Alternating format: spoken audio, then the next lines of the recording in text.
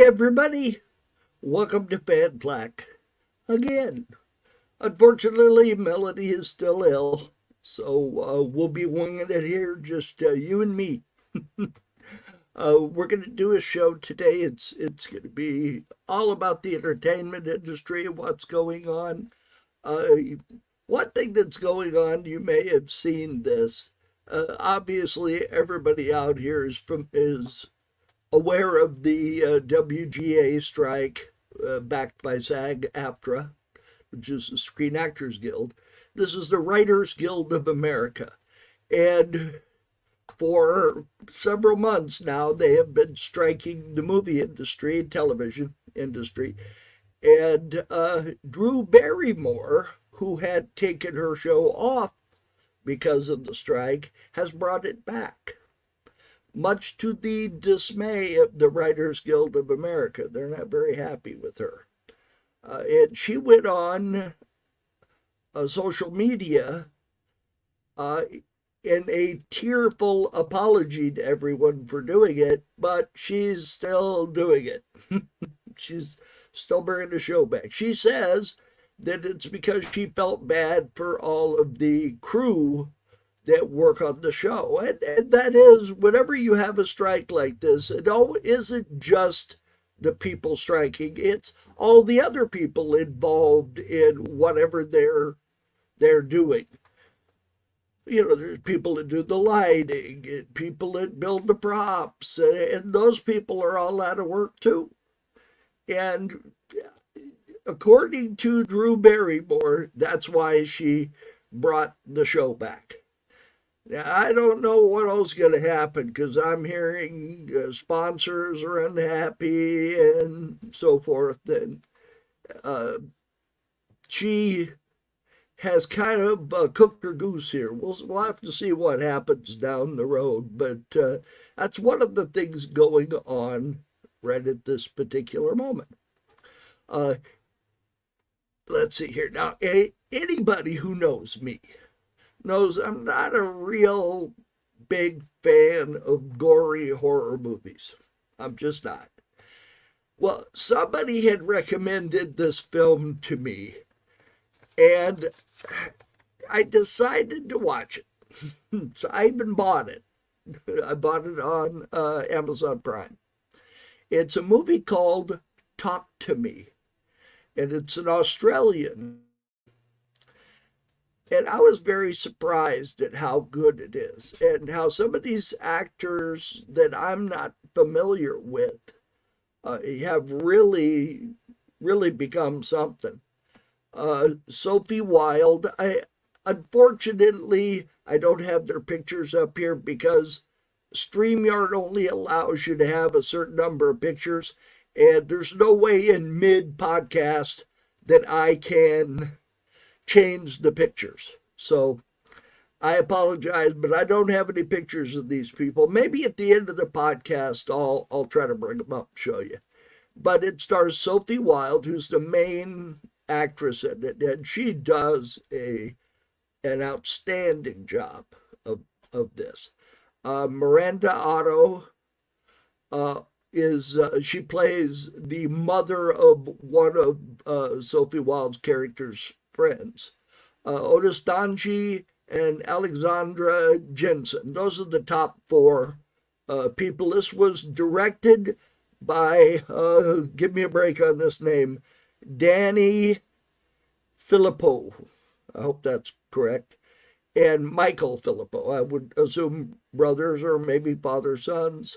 It's made by Bankside Films in Australia. And it's the story of a hand that has been cut off of someone.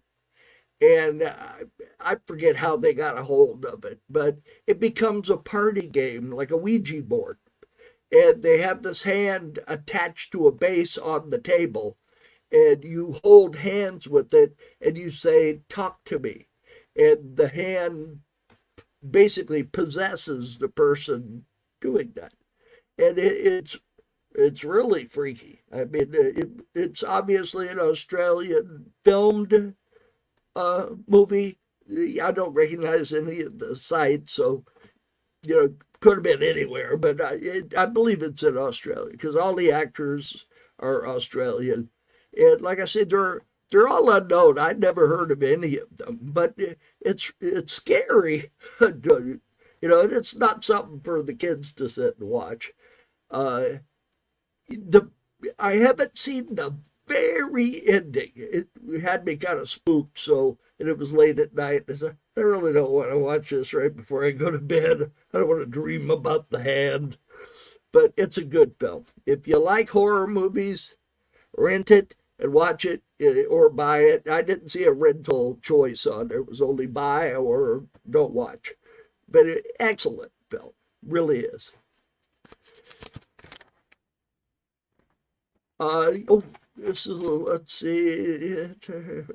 Oh, about Drew Barrymore, just to go back, I forgot to tell you one thing. She was dropped as the National Book Awards host for their award ceremony after she made the decision to bring her show back. So it's cost her some money and notoriety to do what she did. So I don't know whether she did it because of what she says she did, or if she needed the money, or I don't know. I doubt if she needed the money. I mean, let's face it, her and her family have done pretty well for themselves over the years. Uh, you're never going to believe this, but after almost 10 years, they're making another Expendables movie, which is the violent action. The only one I've seen more violent than this movie is the John Wick movies. Those are all pretty violent, but this is not far from being as violent. And the new one has Sylvester Stallone, Jason Statham, Dolph Lundgren, Randy Couture, and some other characters, but those are the main cast. It's directed by Scott Waugh, who did Need for Speed. It's a Lionsgate film. It was written by Spencer Cohen. Now, here's the thing. You got to remember the original Expendables movie had actors in their mid-60s performing in this. Spencer, Terry Crews, Arnold Schwarzenegger, Jet Li, Yin Yang, Wesley Snipes, Harrison Ford, Antonio Banderas, Ronda Rousey, Glenn Powell, and Kellen Lutz all declined to be in this one. And I think age had something to do with quite a few of them. If you've seen pictures of Arnold Schwarzenegger lately, he's having his age issues come upon him. Uh, so you can see when you've got a movie made like this, and you have that long a time period. Remember, these people all turned from being 65 and good enough shape to make a movie to being 75, and has someone who is 67. I know how that can be. I can do a movie now, but in 10 years, I don't know if that would be the case. So that's the chance you take when you delay making something. I had read that Stallone didn't want to make another one, but I think, I don't know what his finances are like, but that may have had something to do with him deciding to make another film.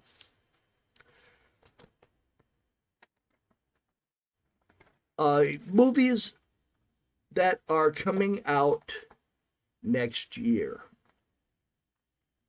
It's really kind of pitiful, to be honest with you, that they can't make anything but a sequel.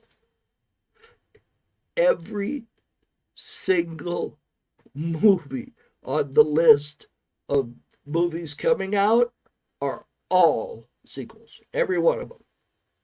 Now, I'm sure floating out there somewhere there's a few original movies, which, I'd really like to watch. I tried watching all the original ones. When I see one that's original, there's one, I can't think of the name of it. It's got William Dafoe in it. He plays a cat burglar who breaks into this penthouse apartment and gets trapped there. Now, I didn't see the end of it because I'll be honest with you, it's really boring. I was hoping that it would be something that would catch my eye and I'd like it. But a lot of times I'll start watching some of these streaming films and it doesn't take very long for me to tell it's really not something I want to watch. And then I'll never watch the end of it. I mean, maybe someday I'll be bored and decide to watch the end. But there's quite a few of these shows that I don't watch. Now, something that I do is with TV series. I hate getting burned with the TV series where I'll get really interested in it and then they cancel it halfway through season 2 or something. And so they never finish it. And it's just waddling around in my brain, wondering what happened to the characters. But unfortunately, that's a real common thing now, especially with science fiction. If you like science fiction, do what I do. And I did this with The Sopranos and with a lot of series that I heard were really good. I wait until it's done. Now, my age, I don't know if I can do that anymore, but I wait till it's done and then I watch it.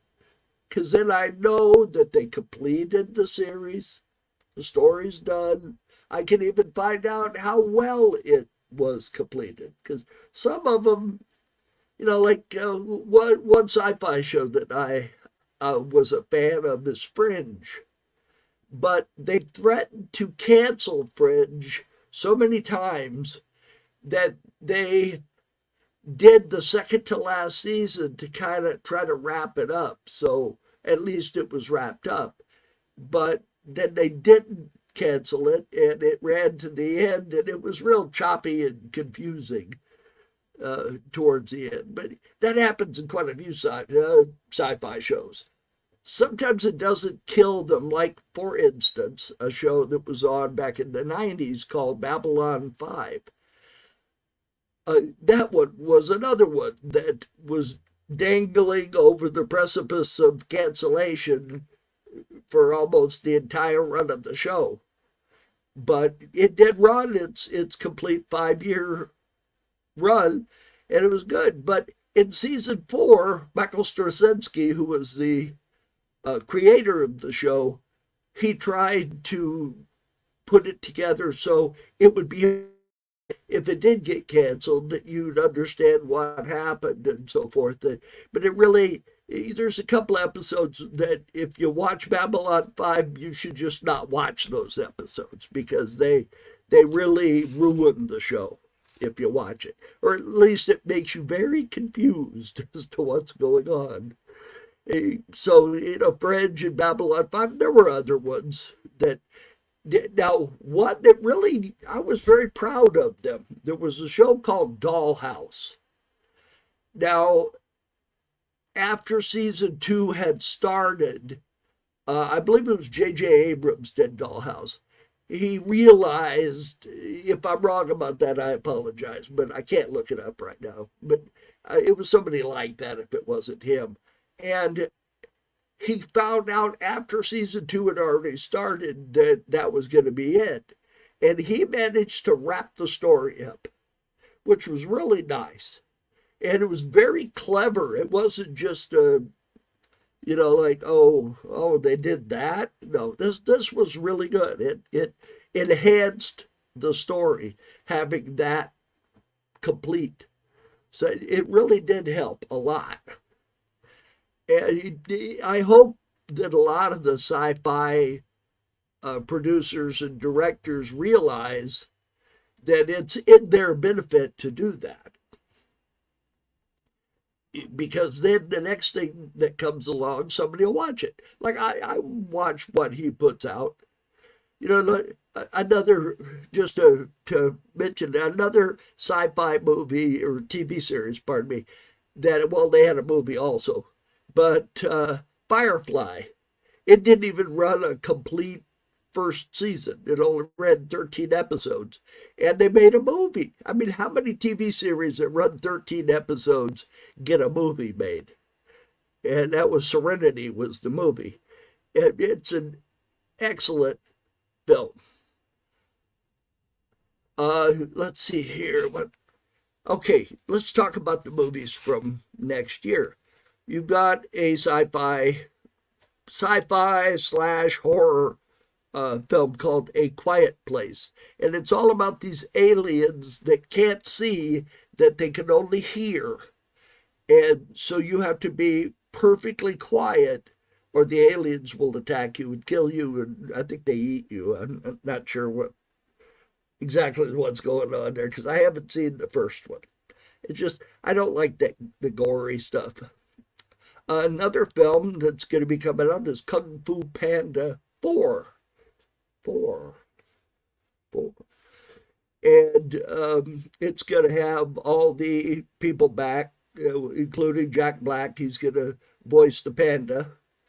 And DreamWorks apparently just decided that there was just too much money laying on the table for them not to make another movie. So they're making one. And hopefully it's good. The stories I'm hearing is it's pretty good. Somebody's seen the preview, I guess. Another one, God knows how many of these they've made. This is Godzilla versus Kong 2. I don't think it's 2. I think it's more like 12. But this is, of course, done with computer animation. I saw a couple of previews, and it really does not look too bad. They haven't released any of the storyline. We don't know. They're apparently working together, as a lot of these later movies have them be buddies. And like the last film, they fought Mega Godzilla, I think it was. And so they're probably going to have a Mega Kong or Alien Kong, or they're going to fight somebody. But it sounds worth watching. Furiosa. Furiosa is a sequel to Fury Road, which was a sequel of the Mad Max films. Mel Gibson has gotten too old and too controversial to make any more Mad Max movies. So I guess we're gonna have new characters.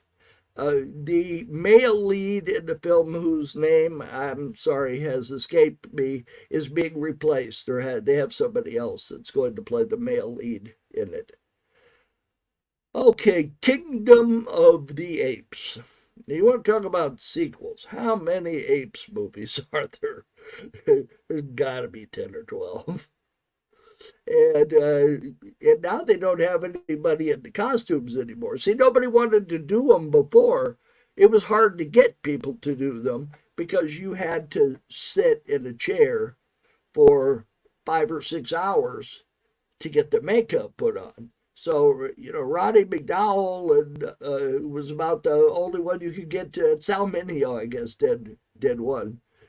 And it wasn't easy to find somebody to dress in that costume. But the old ones I love, especially the first one. The first one's got to be one of the best endings ever for a movie. And just in case you haven't seen it, I'm not going to spoil it for you. That's too good an ending to spoil for anybody.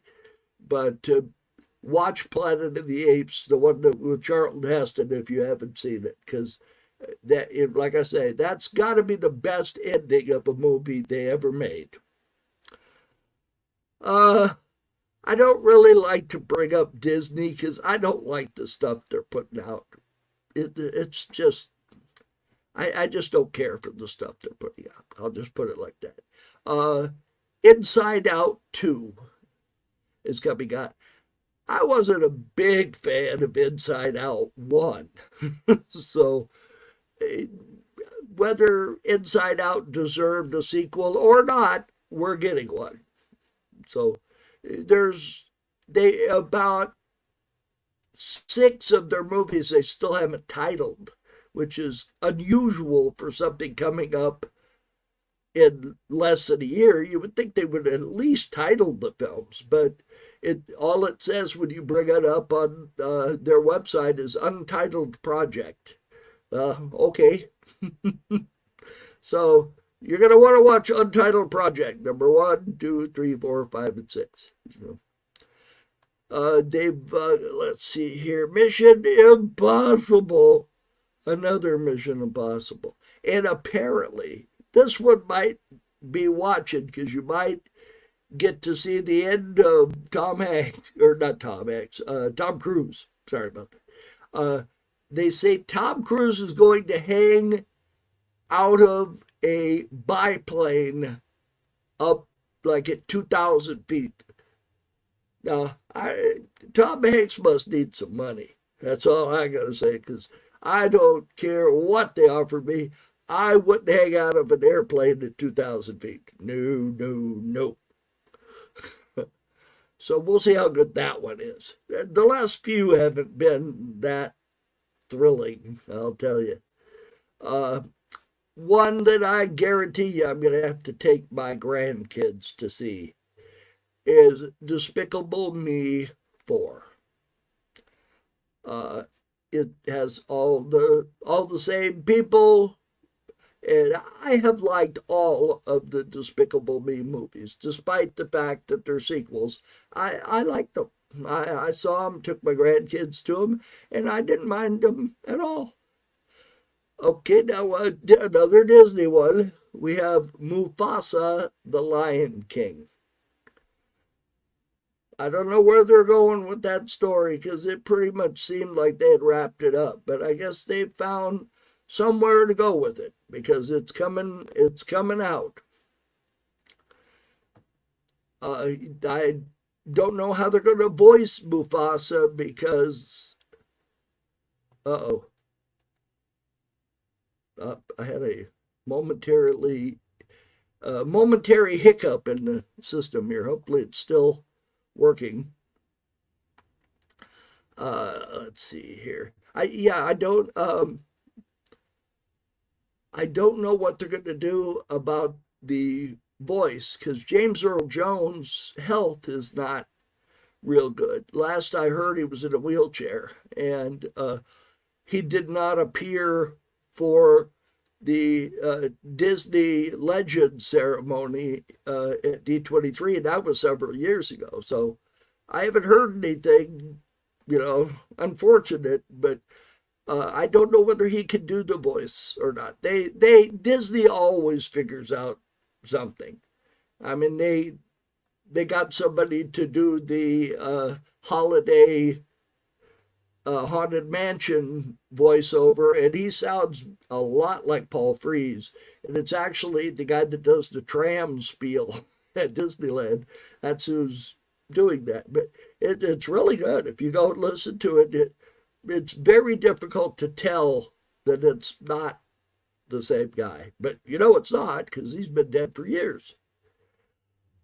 Okay, another one that's coming out next year on July 19th. This is a summer movie, and it's going to star Helen Hunt, and this is Twisters. So we're going to have another Twister movie. They haven't gone into a lot of detail about the plot or anything. Of course, Bill Paxton is not going to be in it because he passed away. 2017, I believe. So we're going to get somebody else in there. So it'd be interesting to see what they do with that. I liked the first one. I liked Twister. It was a good movie. All right, now here is a really interesting film. I'm going to go see this one. Now, it's called, and pardon my pronunciation, Joker Folie à Deux. it's something about two people with mental problems or something. That's what they said on this trailer I watched about the movie.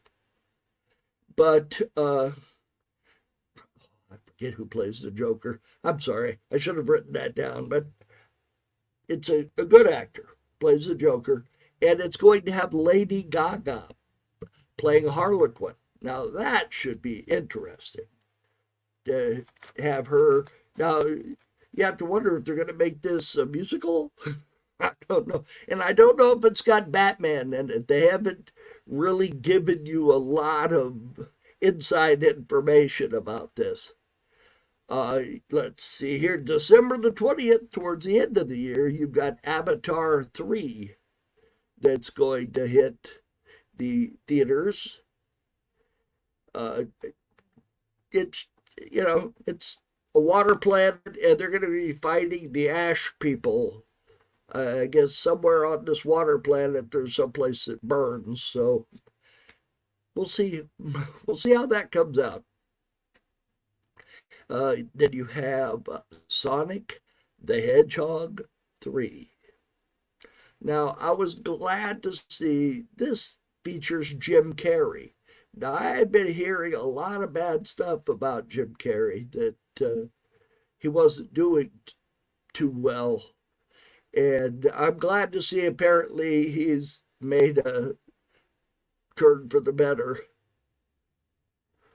So let's hope that it comes out good. Just to tell you, I'm getting a signal from my Wi-Fi that the signal is unstable. So if you lose me in midstream, I apologize. I'm hoping that this is not going where I think it's going, because we've been having trouble all week with our internet.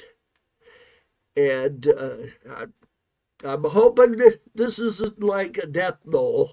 Okay, the warning went away, so let's hope that it's still, I'm still on the air. All right, let's see. The last movie on the list here is Spinal Tap 2, which is going to star and be directed by Rob Reiner.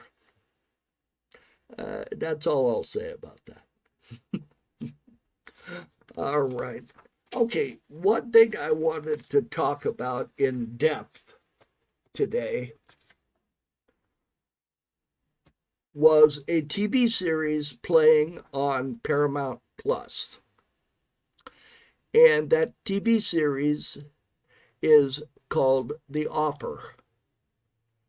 I am very pleased with the film, well, the series. And it's a limited series. It's only going to run this one season because they completed the story. But I'll tell you, this has got some great acting in it. For instance, it stars Miles Teller as Albert Ruddy, who was the producer of The Godfather. Now, this film, what it is a highly fictionalized story of the making of The Godfather. Now, Albert Ruddy was the producer of The Godfather, and he had to do backflips and everything you can imagine to get this movie made.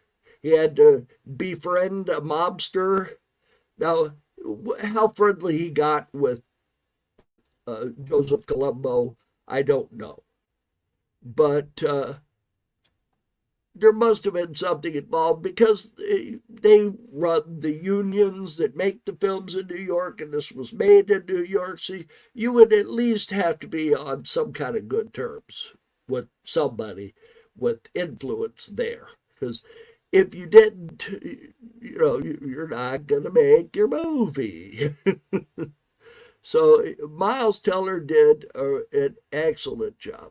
One of the other actors that I was he went over the top, was Matthew Good. And he got into the character, and you believed it was real. Now, Matthew Good played Robert Evans, who was the Paramount president at the time of the filming of The Godfather. And like I say, excellent, excellent actor. Now we have, pardon me, I'm having to kind of shuffle around here.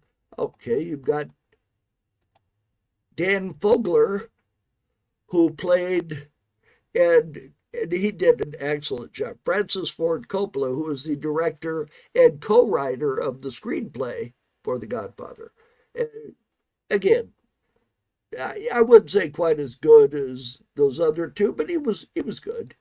He was good. Now this next one's kind of interesting.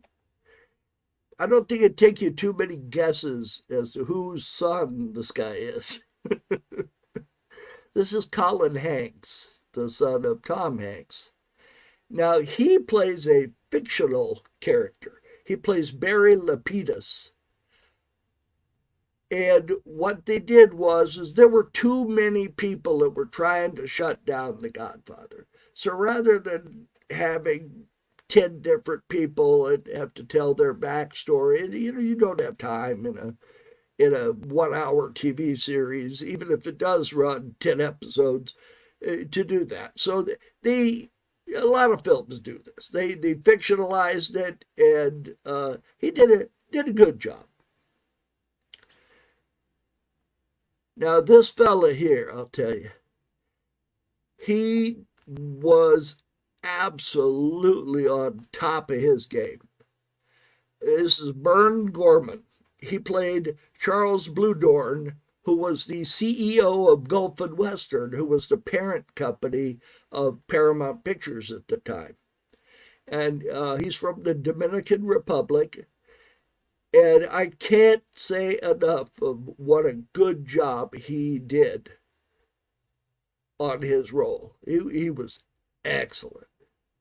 And like I say, I highly recommend to anybody watching this. It's on Paramount Plus.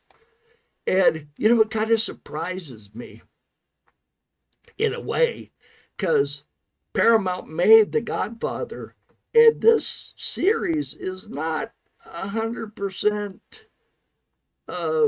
doesn't make Paramount look good in a lot of the episodes.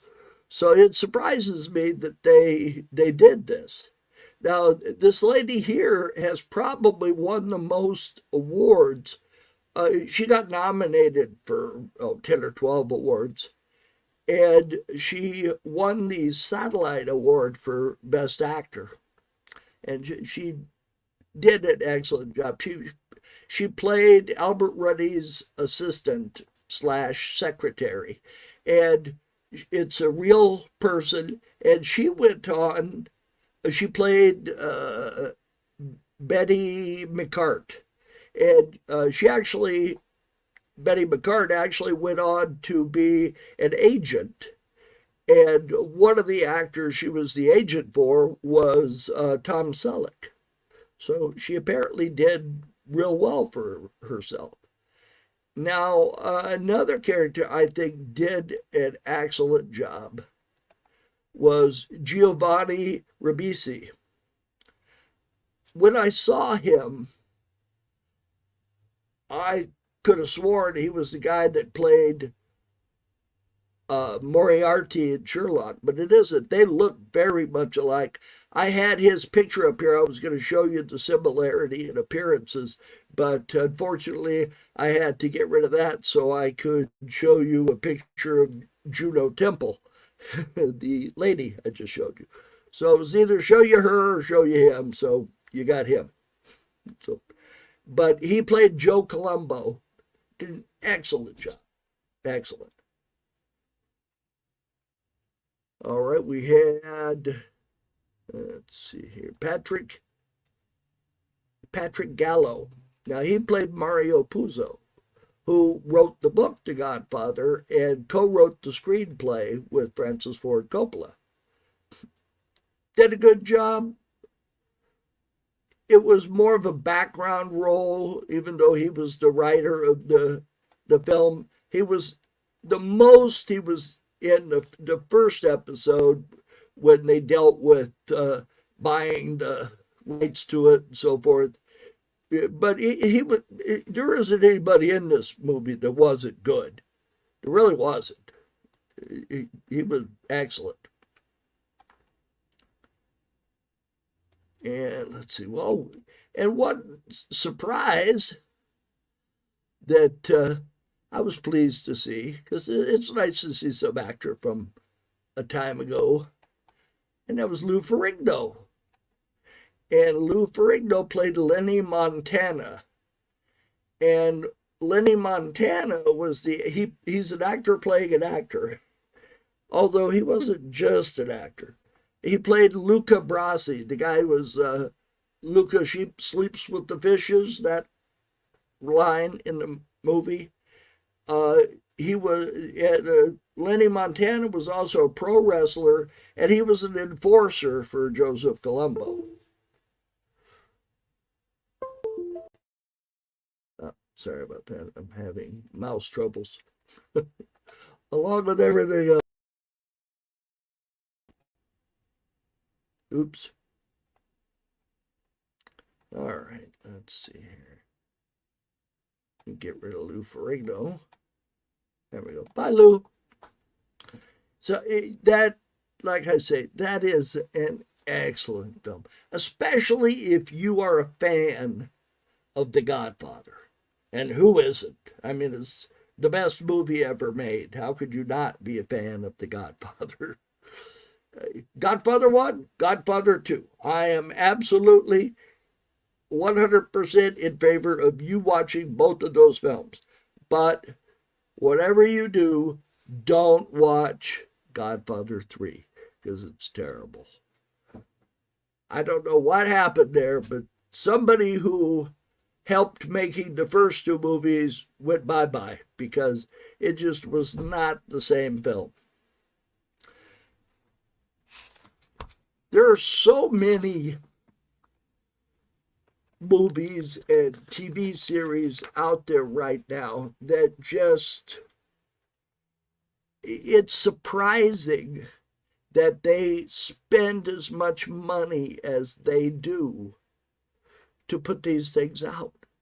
Because some of them, I'll tell you, some of them are not very good. And we're not talking about B movies here. I mean, that was understandable. You know, back in the day, Plan 9 from Outer Space and Carnosaur and Reptilicus, you know, films that didn't cost $100 million to make, you know. But, you know, I've been to some movies that just, I mean, recent movies. Although, let me rewind here for just a second. I mentioned this before, but since we're talking about movies, and you may not have seen that episode where I talked about this, because the last episode, we had some problems here on Facebook where a lot of people watched the podcast, and our account got hacked. And when they hacked our account, they deleted our groups. So Melody had to fix it and put the groups back where they belonged and get this set up again so this will stream to the group. So you may not have seen last week's episode unless you went to YouTube and watched it. So I apologize if that happened. And we are going to try very hard to make sure that that doesn't happen again. But unfortunately, we're not in charge of Facebook, so we'll see. But anyway, last week I mentioned that I had taken my granddaughter to see the Barbie movie. Now, I was pretty much cringing about going to see the Barbie movie. I wasn't really thrilled about it. But I'll tell you, It really surprised me. It was good. It was really good. It was funny. Uh, they had a sense of humor. I'm amazed that Mattel was involved in this movie because they bash Mattel pretty regularly in this film. So you would think that Mattel wouldn't be real choked up about having this thing out there for everybody to watch, but uh, they seemed fine with it because they put their name up in front of it. They had the big logo of the company on the floor as you walked into the building. And so I guess they have a sense of humor, which is good to see because a lot of places nowadays don't have a sense of humor. They have attorneys. And that's what happens if you cross them is they get their attorneys out to bother you. Happened to me. I'll tell you that story. I used to, well, still do occasionally, but I used to buy and sell collectibles. And I came across a box at the swap meet of 35 millimeter movie trailers on little rolls, a little tiny reel. And I guess they used to splice them into the, back before the days of digital video, they used to splice them into the movie at the beginning of the movie so you'd see the movie trailer. Well, one of the ones I had was the Joy Luck Club. Now, I always liked the Joy Luck Club because I went to school with one of the actors in there, Rosalind Chow. She and I went to school together, rode on the same school bus. So I like to watch her stuff. It's like, hey, I know that lady. And I was selling on eBay. So I took that Joy Luck Club and I put it on eBay. And a couple days later, I get a notification from eBay that it had been requested by the owner that I take it off of eBay. So I didn't quite understand that because I didn't know who owned it.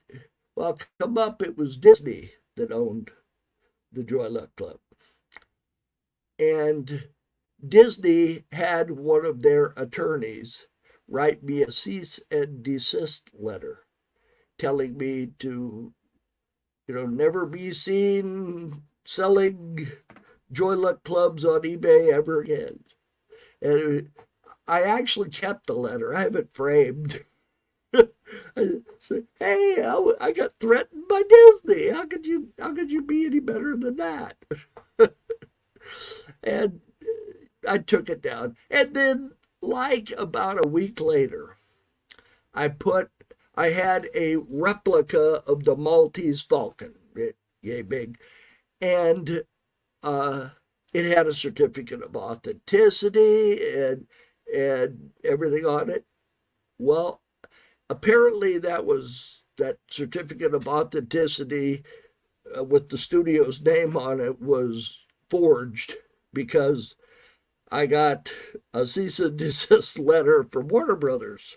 I think it was Time Warner at the time, and telling me, never to be seen carrying Maltese Falcons around again. So I that one got taken down off of eBay also. And then I got a warning notice from eBay. So anyway, that's just a funny little story about what can happen to you if you mess with the people in Hollywood. I like the old days when Johnny Grant was the unofficial mayor of Hollywood. And he was always there whenever they were unveiling a new star on the Walk of Fame. And, I didn't know that the stars had to pay for the installation of their own star. That just kind of seems, I don't know, rude or something. It doesn't seem like that's something that they should make them do. I mean, isn't that like a reward? Pay for your rewards. I'm sure the Academy doesn't make Tom Hanks pay for that statue. Maybe they do. I don't know. Maybe they get a bill. Hey, that would be kind of unfortunate. A week later they come repossess your Oscar because you didn't pay for it. Uh, I'm actually the company I work for. It's called Red Digital Cinema. Our boss has an Oscar in his office that I don't remember what we won it for, but it had something to do, of course, with cinematography. And you wouldn't think that the people that made the camera would get an award. You'd think it'd just be the guy that has the camera in his hand. But apparently, we got an award. So I actually got to see one. Nobody can touch it. It's in a glass case. So ain't nobody touching it. I've seen a couple of Emmys before. I bought a car from the fellow who created Truth or Consequences. And he was gone, and his wife sold his car and had two Oscars sitting up on the mantle. And she let me hold one, which was really cool. I forget what it was for, but he had written apparently quite a few things. So that was kind of nice, get to do that. Let's see, what's the other thing I've gotten to do? I got to hold a gold medal. The high school that my daughter went to, one of the athletes was on the Olympic softball team one year when they had softball as one of the games. And she came to a football game and was walking around the stands and showing everybody her medal. And she let me hold it. That was pretty cool. So I've held an Emmy and I've held a Olympic gold medal. So that's pretty cool. How many of you can say that? So, Melody, just to give you a little inside information, Melody's hip and the medicine she's taking to control the pain for her hip are really causing her a lot of discomfort. So, give her a little slack. She'll fight through this and be back with us eventually.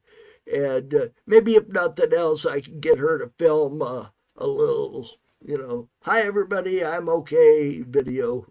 So you can see she hasn't left us. I hope never, because she's my sister.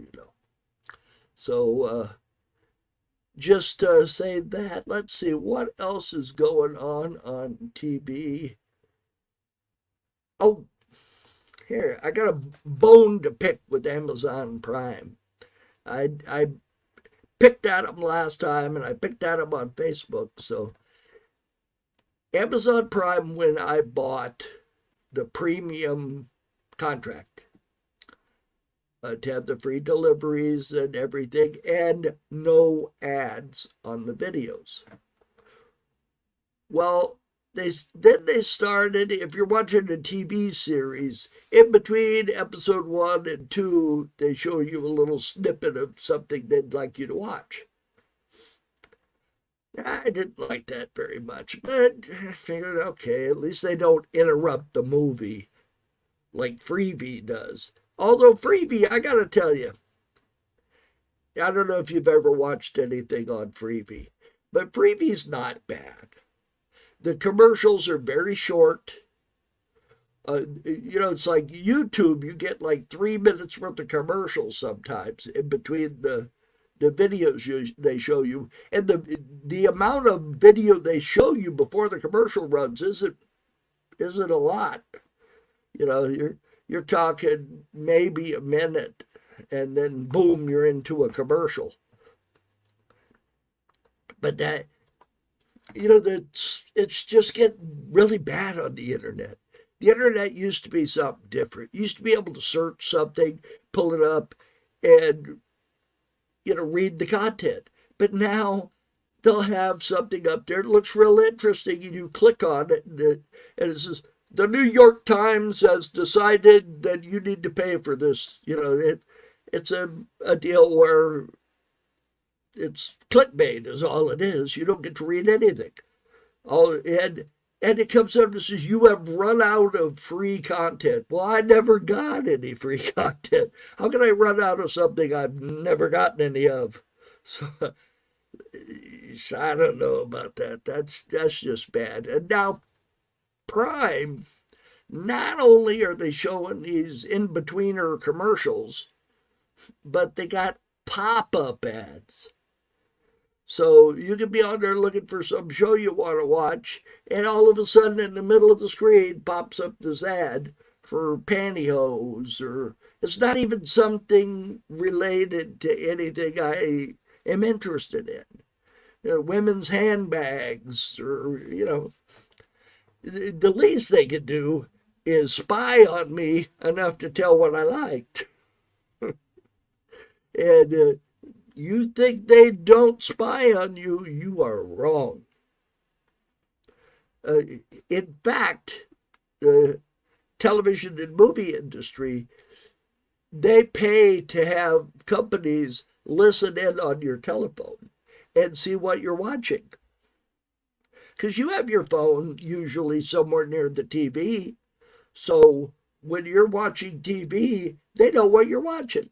That's why the Nielsen thing, we were, in my house, we were a Nielsen family at one time.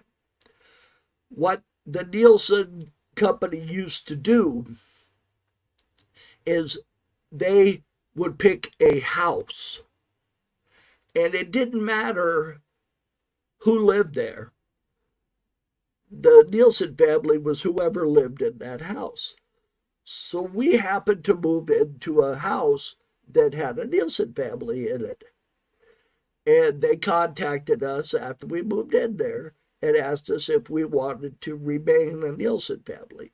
Now, what they used to do, it wasn't that big a deal then. Now it would really be a big deal. They used to pay our electric bill, and they used to fix any of our televisions that would go bad. If anything went wrong with the TV that had one of their boxes hooked up to it, they'd repair it. And that was nice. We had one time, we had a TV go out, and they fixed it. But we had like 4 or 5 TVs in the house, different rooms. And I used to kind of cheat. And I think I am personally responsible for keeping Star Trek on the air. Because I used to tune all 6 of our television sets to Star Trek. Every time it was on, any way, shape, or form of Star Trek, it was playing on all 6 of my television sets. So I think I am personally responsible for Star Trek being what it is today. So I think they owe me free cable. I don't have cable. And that's one thing. Cable's going away. All this trouble they're having with lawsuits and let's see, who was it? Charter Cable, and the people are suing Charter Cable because they are no longer carrying Disney, because Disney and Charter Cable are having a contract dispute. But I think that goes on everywhere. Almost everybody's cable system has some channel you don't get because they're not willing to pay extra to get it. Here locally, some of the cable channels don't carry Channel 5. And Channel 5 locally here in Los Angeles is a pretty good channel for an independent channel. It used to be owned by Gene Autry, the singing cowboy. He owned KTLA, he owned KCOP, and I'm trying to remember what and he owned the Angels back then. So the Angels were always on KTLA, and let's see. Yeah, they were on KTLA. Once in a while they were on KCOP, whatever. KTLA would have something that conflicted, because I think KTLA also carried the Rams, and if somehow they were both on at the same time, they ran the baseball games on to KCOP. But you know, that's, I know I kind of drifted off the subject, but Gene Autry, he was really a good owner. A good owner. He did a lot of things for the local community, and I'm sorry to see him go, but you know, he lived a good long life. His wife took over the team for a little while, then they sold it to Disney, and Disney practically destroyed it, and now it's owned by Artie Moreno. Artie Moreno keeps threatening to move the team to Mexico City. I don't think that's going to happen, but it would be very expensive. The stadium is the thing they're ending up with problems, because the city and the Angels are always fighting it out with each other. So let's see. I think I'm just about run out of entertainment stuff. Let's see if I've got anything else written here that I was going to tell you about.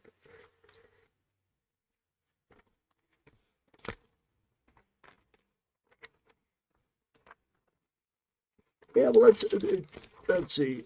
On the Drew Barrymore, if you get a chance, get on YouTube and watch her. It just put up there crying Drew Barrymore video, and you'll see it, because she really just comes apart. I always like Drew Barrymore. She's got my favorite line in the movie, I think, which was when she was a little girl in E.T., and she says, "Alligators in the sewers." I always like that.